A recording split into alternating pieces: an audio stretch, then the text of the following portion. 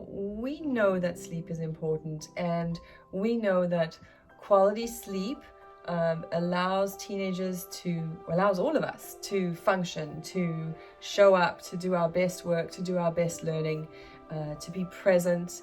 It helps us to remain kind of emotionally stable.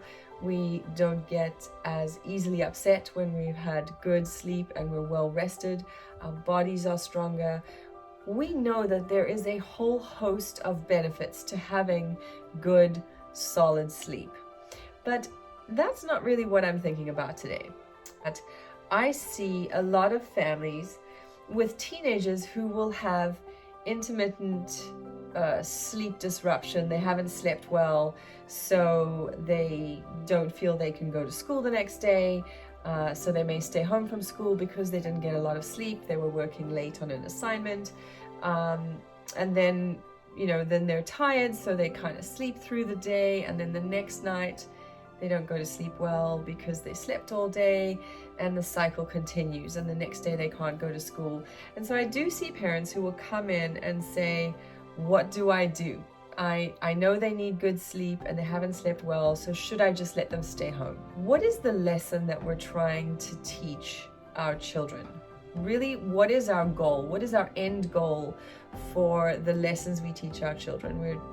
Whether it's behavior related to being a good person, whether it's responsibility to work, whatever it is, if we can really think about what is our goal, then I think that helps to guide you in how you parent.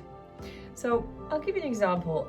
I have a young child who is not very good at sleeping through every night. So there are a lot of days when I'm exhausted. I haven't had enough sleep. I know I should do better. But realistically, something has happened. A child is sick. I've been sick. Whatever it might be, I've been working late. I haven't had enough sleep when I come in the morning, and I am tired. I am thinking about the next coffee I'm going to get. I'm thinking about what I'm going to eat that's going to give me energy to get me through the day. And the point is that regardless of how little sleep I've had, unless I've had no sleep, there really isn't a space for me to phone in to my boss, to my clients, and say, I didn't sleep well last night, so I'm just gonna take the day. Now, don't get me wrong, there are times when, yes, that is exactly what I do, and that is exactly what we should all do, because we have had ongoing or a significant lack of sleep and we're not able to function.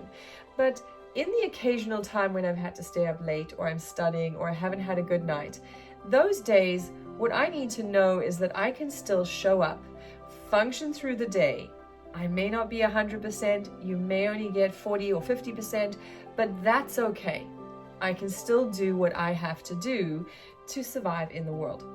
And when I think about teens who get into this pattern of staying home and sleeping because they didn't sleep well, and then not sleeping well because they've slept, I think this is a message that I want to really discuss with parents, is we need to find that fine line where we teach our kids that, yes, sleep is important. You should value and you should protect your sleep. But at the same time, if you have one bad night, you need to get up and show up and do what you have to do for the day, and afterwards there is space for you to come down, and ideally not come home and nap, but run through the day, do all you have to do, and get to bed early to catch up the sleep. So when I see parents who allow their kids to stay home, I understand why we do it. We really do value our children's sleep. We know the importance. We want them to be at their best. But are we teaching them the life lesson that says, you are capable of doing this? And I see this a lot with university students who have had that kind of reaction throughout their school years, where they've just stayed home. And the problem they have is that if they have to stay up overnight to do an assignment, they're not able to function the next day. And so I question whether we are doing our kids a bit of a disservice by allowing them to stay home to catch up on sleep and then nap through the day. And we're creating that cycle. Tell me your thoughts. I feel that you know, if your kid has had 5 bad days in a row, if they're sick, absolutely stay home, get better, recover, you'll be more efficient. But if it's 1 or 2 days of bad sleep, I think there is perhaps a better lesson in teaching them to push through and get their sleep back on track in a more healthy way by getting to bed early the next night, by not napping in the day, by eating small meals to keep their energy up, and really teaching them that they can do this.